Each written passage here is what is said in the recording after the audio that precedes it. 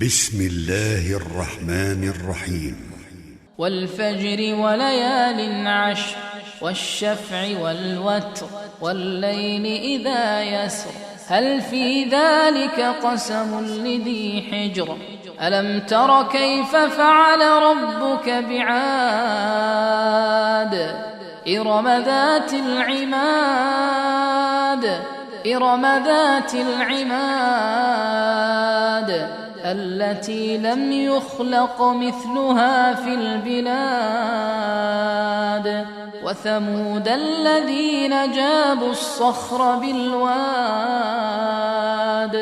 وفرعون ذي الأوتاد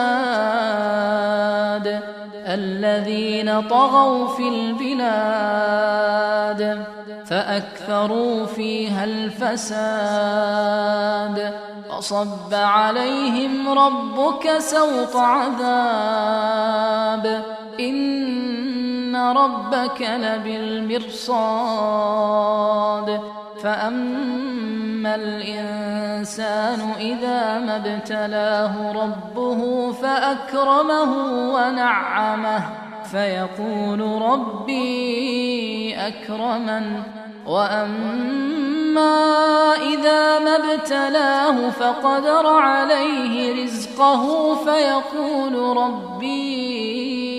أهانن كلا بل لا تكرمون اليتيم ولا تحاضون على طعام المسكين وتأكلون التراث أكلا لما وتحبون المال حبا جما كلا إذا دكت الأرض دكا دكا وجاء ربك والملك صفا صفا وجيء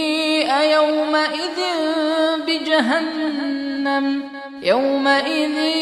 يتذكر الإنسان وأنى له الذكرى يقول يا ليتني قدمت لحياتي فيومئذ لا يعذب عذابه